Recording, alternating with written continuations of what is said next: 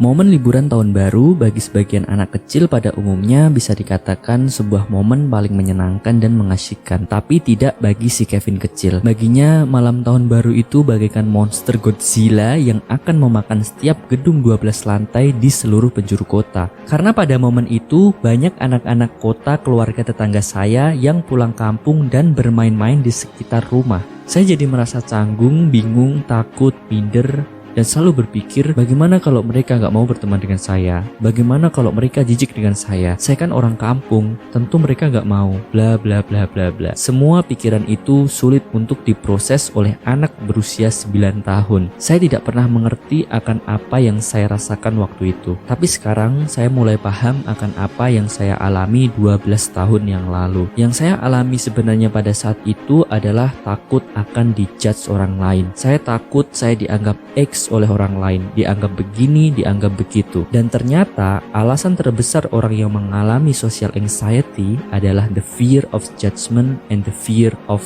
rejection. Awalnya saya berpikir ada sebuah cara sederhana yang bisa menghilangkan perasaan aneh itu ketika mulai berhadapan dengan orang lain atau banyak orang. Saya terus mencari dan mencari sampai pada akhirnya saya sampai pada satu kesimpulan bahwa there is no magic pill, there is no secret. Yap, gak ada rahasia apapun, gak ada cara apapun yang bisa merubah keadaan kita yang selalu anxious ketika harus bertemu dengan selusin sepasang mata dan satu hidung di sebuah aula sekolah pada saat momen penerimaan siswa baru. Meskipun tidak ada pil khusus, tidak ada rahasia khusus, tetap tenang karena masih ada yang namanya kunci yang apabila kamu pegang dan gunakan, cepat atau lambat pintu akan terbuka. Apakah kunci itu? Kunci itu saya namakan 100 FYF, 100 times to face your fear.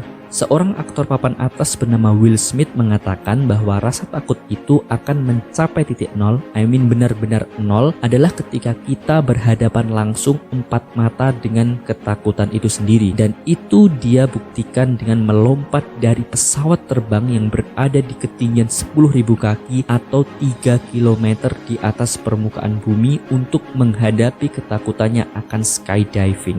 Dari situ kita belajar bahwa yang namanya takut, dalam hal ini takut akan dijudge orang lain, takut akan rejection atau penolakan dari orang lain, itu sama halnya ketakutan pada umumnya. In order to overcome this, ya to face it.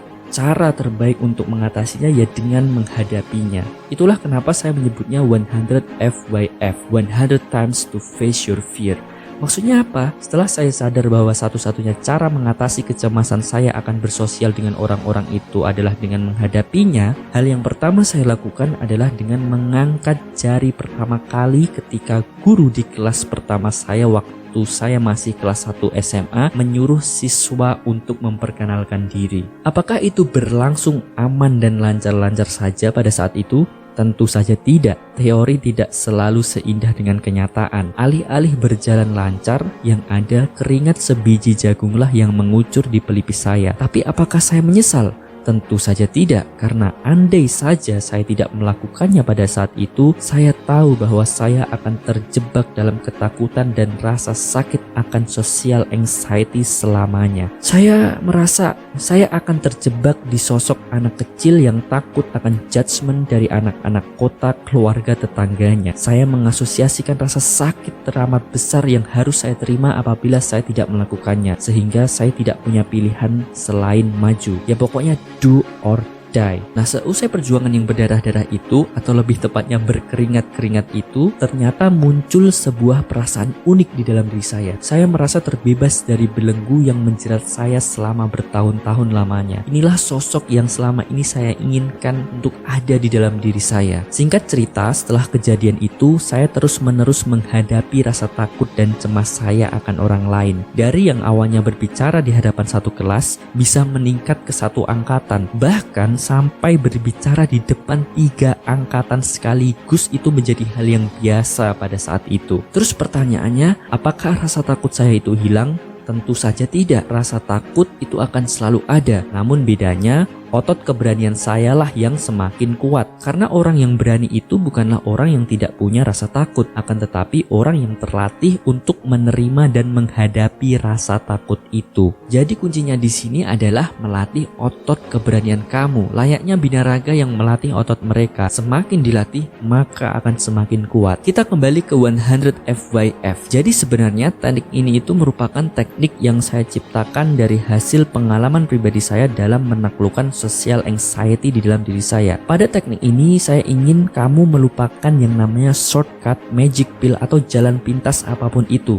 Karena tidak ada jalan pintas untuk mendapatkan suatu hal yang berharga, teman-teman. Dan saya ingin dalam 100 hari ke depan kamu mengisi 100 nomor pada kertas, handphone atau laptop terserah dengan eksperimen bertemu dan berbincang dengan orang baru atau orang yang membuatmu tidak nyaman ketika harus berhadapan dengannya. Jika memang sangat sulit bagi kamu untuk melakukannya, mulailah dari yang paling sederhana. Start from small. Semisal berkomunikasi dengan hewan. Nah, tentu saja ini mudah ya, karena hewan tidak punya akal untuk bisa menjudge diri kamu. Terus apa yang harus dilakukan ketika sudah berhadapan dengan orang lain? Cukup tanyakan 3-5 hal yang random. Semisal, samperin seorang bapak-bapak di sebuah toko jam dinding, kemudian tanya ke bapak itu, "Permisi Pak, saya Kevin mau tanya, kalau mau ke Gang Mawar lewatnya mana ya Pak?" Padahal nggak ada Gang Mawar di situ. "Ini masuk desa apa ya Pak? Kalau untuk kepala desanya namanya siapa ya Pak? Rumahnya mana kira-kira Pak?" Nah, itu salah satu contohnya. Semakin banyak pertanyaan yang kamu berikan, maka semakin besar kesempatan kamu untuk merasa gugup. Semakin besar pula biji jagung yang keluar dari kulit pelipis kamu. Dan itu semakin bagus untuk menguatkan otot keberanian kamu. Setelah kamu melakukannya seperti itu, langsung tuliskan pengalaman itu ke list 100 FYF kamu dan jabarkan sedetail mungkin akan siapa orangnya, di mana, dan apa yang kamu bicarakan atau tanyakan padanya. Kenapa mencatat ini bagian yang penting?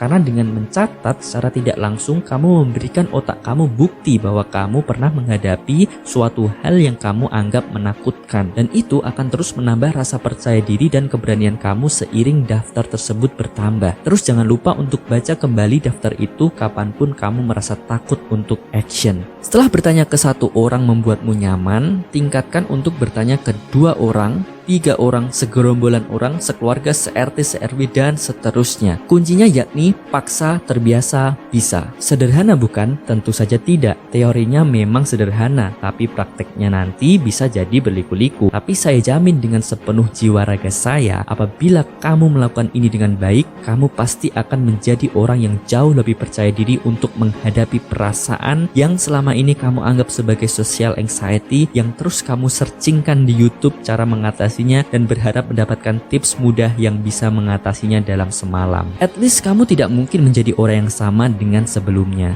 Jadi itu teman-teman rahasianya. Sekarang semua tergantung ke kamunya. Jika memang kamu ingin merubah diri kamu, maka ya ini yang harus kamu lakukan. Tapi andai kata kamu tetap ingin terjebak di sosok seperti sosok Kevin 9 tahun saya, yaitu pilihan kamu juga. Dan apabila kamu merasa sendiri dalam menghadapi ini semua, selalu ingat kembali bahwa orang yang sedang ngobrol dengan kamu saat ini adalah satu contoh orang yang pernah menghadapi hal yang sama dengan apa yang kamu hadapi saat ini. Dan ada ribuan bahkan jutaan orang di Indonesia atau dunia yang juga mengalami hal yang sama dengan kamu. Kamu tidaklah sendirian.